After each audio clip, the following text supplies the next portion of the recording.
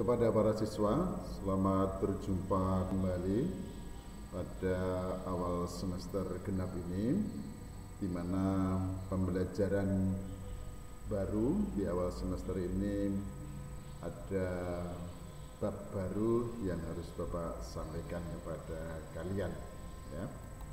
Di mana pembahasan ini, ya, di dalam materi awal semester bab 1 kita membicarakan suatu konflik, ya, yang kemudian meningkat menjadi kekerasan dan pada akhirnya ditempuhlah suatu perdamaian. Jadi konflik dengan kekerasan itu memiliki makna yang berbeda. Tapi biasanya sebuah kekerasan itu akan dimulai dengan adanya suatu konflik, ya. Konflik yang tidak dikelola dengan baik maka akan menimbulkan suatu bentuk kekerasan, ya. Tapi sebaliknya, konflik yang bisa dikelola dengan baik maka akan membentuk suatu perdamaian, ya. Nah, di ilustrasi ini seperti yang Anda ketahui, ya, ini di suatu ruangan tertentu di mana seorang perangkat kampung atau desa, yaitu tingkat RT, sedang menyelesaikan suatu konflik yang terjadi di lingkungannya, ya. Mengapa harus RT atau RW atau kepala desa atau lurah? Karena dianggap sebagai tokoh masyarakat yang bisa menyelesaikan suatu konflik, ya. Nah, kepada para siswa semua, sebelum kita membahas lebih jauh apa itu konflik dan kekerasan yang ada di dalam masyarakat, ya, kemudian dampak dari konflik itu sendiri serta bagaimana cara atau metode dalam menyelesaikan konflik, terlebih dahulu Bapak mau menyampaikan tentang tujuan pembelajaran tentang konflik dan kekerasan dalam masyarakat, ya. Tujuan pembelajaran pada pertemuan ini pertama, ya, setelah Anda mendengarkan penjelasan dari guru atau membaca materi dari electronic book, ya, peserta didik mampu mendeskripsikan konflik sosial dan kekerasan yang terjadi di masyarakat, ya.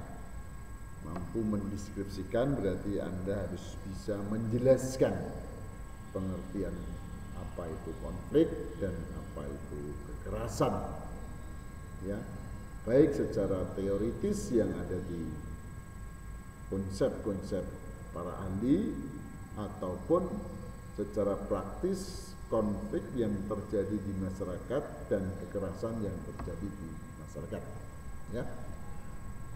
Yang kedua, setelah melakukan observasi atau pengamatan mengenai konflik yang terjadi di sekitar lingkungan Anda, ya, peserta didik mampu mengidentifikasi bentuk-bentuk konflik sosial dan kekerasan dalam masyarakat serta faktor penyebabnya secara benar. Jadi langkah yang kedua ini peserta didik atau para siswa semua bisa mengenali, mengamati konflik yang ada di sekitar Anda sehingga Anda mampu mengidentifikasi konflik apa yang ada di sekitar Anda, bisa Anda amati, ya. Kemudian yang ketiga, setelah berdiskusi dengan kelompok Anda, ya, atau dengan orang lain yang nanti akan ada di dalam diskusi, peserta didik mampu menganalisis dampak konflik dan kekerasan serta metode di dalam menyelesaikan konflik tersebut guna menciptakan perdamaian di masyarakat. Kemudian yang terakhir, setelah menganalisis konflik misalnya dan kekerasan yang ada di masyarakat, yaitu peserta didik atau siswa mampu menunjukkan bagaimana sikap yang bijak dalam mengatasi konflik dan kekerasan yang ada di masyarakat. Ya, jangan sampai kita tidak bijak, misalnya berpihak kepada satu kelompok konflik tersebut. Mesti ini tidak bijak dalam penyelesaian, malah justru nanti akan menimbulkan permasalahan baru yang terjadi di masyarakat. Ya, baik, itulah tujuan yang ingin kita capai di dalam pembelajaran tentang materi konflik dan kekerasan yang ada di dalam masyarakat. Ya, di dalam pembahasan ini, pembahasan konflik dan kekerasan di dalam masyarakat kita bagi menjadi 3 sub bahasan. Bahasan yang pertama, Anda akan mengenali konsep-konsep teori pengertian tentang konflik dan kekerasan yang ada di dalam masyarakat. Mestinya di dalamnya nanti Anda akan tahu bentuk-bentuk konflik dan bentuk-bentuk kekerasan, cara mengatasi konflik dan cara mengatasi kekerasan dan sebagainya.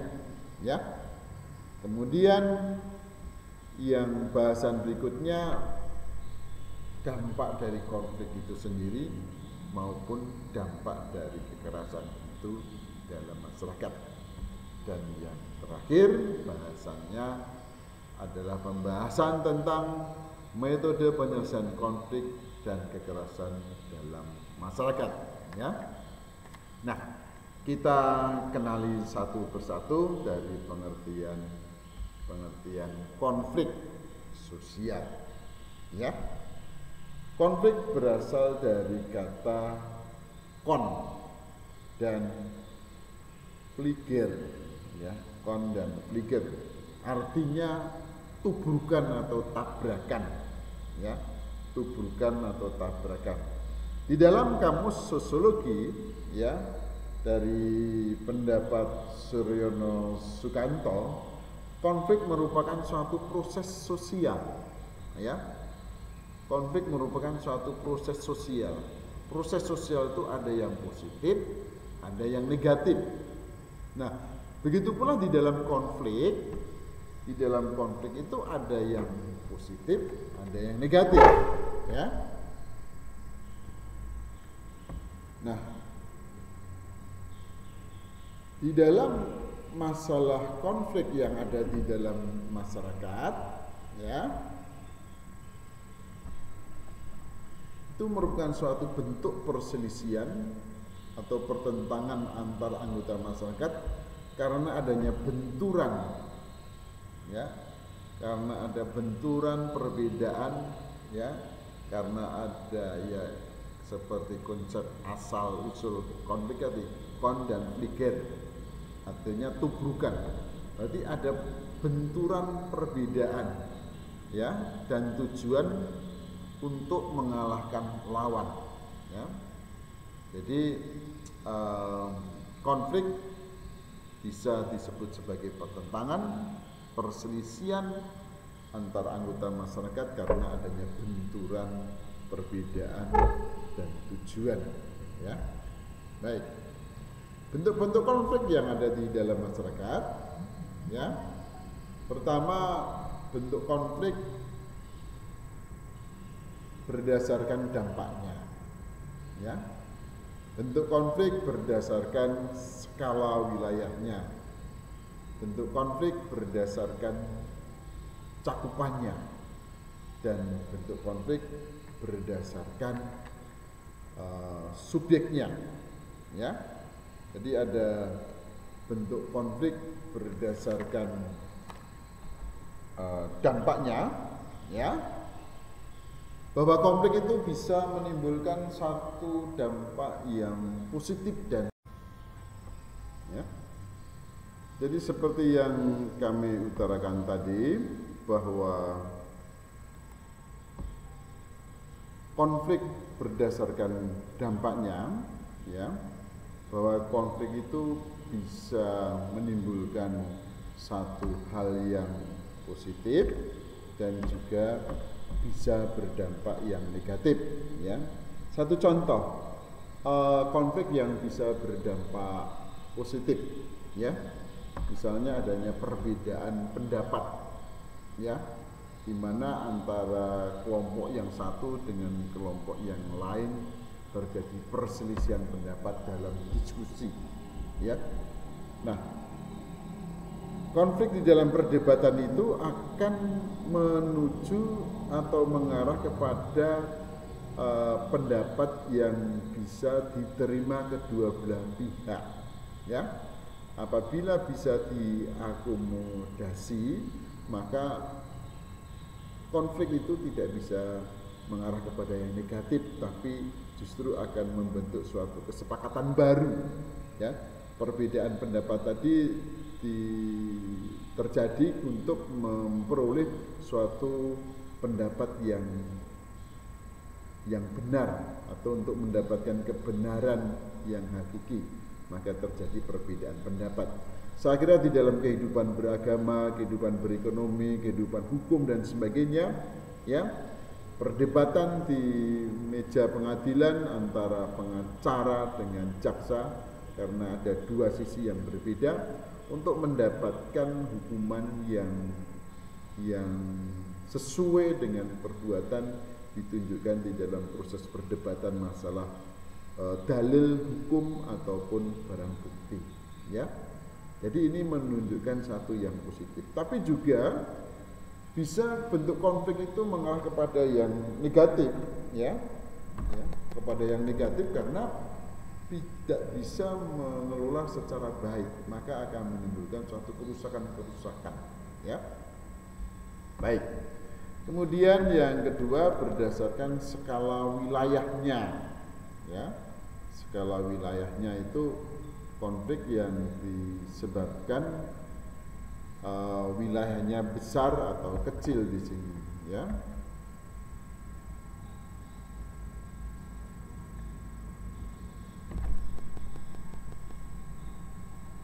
Nah, ini Bapak berikan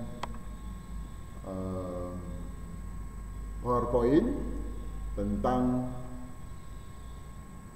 dampak dari konflik yang bisa menimbulkan yang positif dan yang negatif.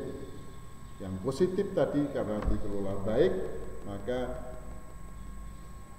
konflik itu menjadi konstruktif, ya, bisa mengarah kepada hal yang positif yang bersifat membangun dan menghasilkan suatu konsensus, ya. Begitu pula yang destruktif, ya, sehingga tidak bisa dikelola dengan baik. Konflik itu akan menimbulkan kerusakan, akan menimbulkan banyak korban, ya. Baik, itu konflik berdasarkan dampaknya. Kemudian yang kedua, konflik berdasarkan cakupannya, ya. Cakupan di sini adalah cakupan yang terkait dengan orang-orang yang terlibat di dalamnya. Pertama adalah konflik secara vertikal, ya. Konflik yang terjadi antara pihak yang memiliki derajat yang tidak sama, ya.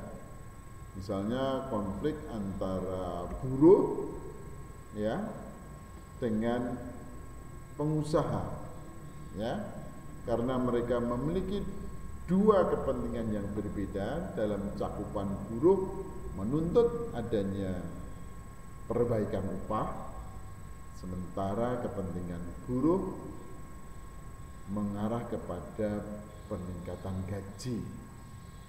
Di pihak lain, ya, pengusaha pastinya ingin mendapatkan hasil yang semaksimal mungkin, ya, tapi dengan cara-cara menekan upah buruh, ya.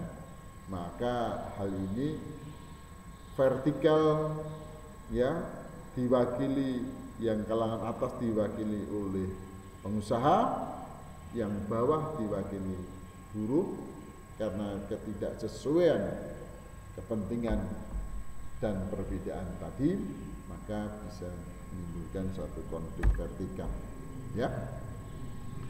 Yang kedua adalah konflik horizontal, ya. Konflik horizontal ini konflik yang terjadi antara kelompok yang satu dengan kelompok yang lain yang memiliki derajat yang sama.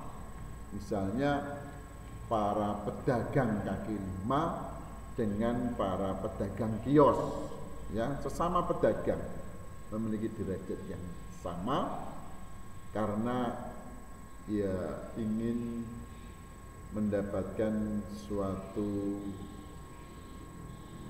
hasil yang maksimal di satu sisi, sementara di sisi lain merasa pedagang yang lain merasa dirugikan, maka itu akan menimbulkan suatu konflik yang sederajat, ya. Baik, itu berdasarkan konflik berdasarkan cakupannya, ya. Kemudian di sisi lain konflik cakupannya yang sifatnya lokal, nasional dan internasional, ya.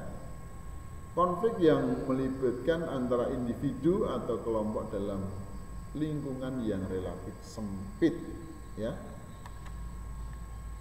Nah, ini misalnya konflik antara pemuda kampung A dengan kampung B. Nah, ini sebagai contoh cakupan konflik itu sifatnya lokal, ya, tidak terjadi di tempat lain, ya. Kemudian yang kedua adalah konflik yang cakupannya nasional, ya. Konflik nasional itu terjadi sebagai wujud, ya, lanjutan dari konflik lokal. Apabila tidak tertangani dengan baik, bisa mengarah kepada dampak yang lebih luas, ya. Akhirnya bisa melibatkan orang-orang yang ada di dalamnya yang relatif besar, maka konflik itu menjadi cakupan nasional, ya. Tapi ada juga yang lebih besar lagi, konflik yang melibatkan dua negara atau lebih karena perbedaan tujuan dan kepentingan, ya. Ini cakupan dalam konflik internasional, ya. Misalnya konflik antara blok barat dengan blok timur, ya, blok timur yang diwakili oleh paham komunisme dan blok barat diwakili dengan paham demokrasi, ya. Nah, itu konflik atau perang dingin yang sudah kita pernah melihat pada blok barat dan blok timur, maka ini sebagai cakupan konflik internasional, ya. Baik. Yang berikutnya konflik berdasarkan subjek atau pelaku, ya. Ada tiga, ada konflik intrapersonal, konflik yang terjadi pada diri sendiri, jadi dalam diri sendiri itu ada suatu pertentangan, ya. Misalnya dia setelah lulus SMA, dia akan memilih dua jurusan yang berbeda, ya. Dua jurusan yang berbeda antara jurusan yang satu dengan yang lain, ya.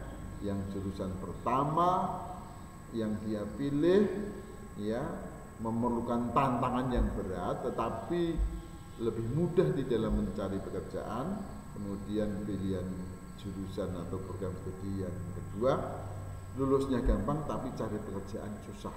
Nah, ini adalah pertentangan batin dalam diri seorang mau memilih yang mana, ya. Kemudian konflik antarpersonal, ya.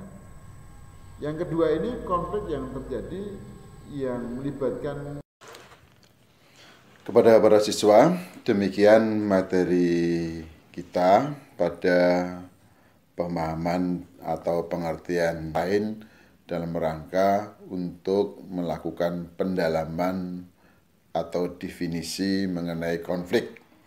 Ya. Akhirnya pada pertemuan ini saya tutup, namun Bapak berpesan ya, selalu jaga kesehatan ya, dan laksanakan protokol kesehatan di dalam masa pandemi ini dengan cara menghindari kerumunan, selalu memakai masker di dalam menjalankan aktivitas, ya, sering-sering mencuci tangan, dan menjaga jarak. Salam sehat dari Bapak.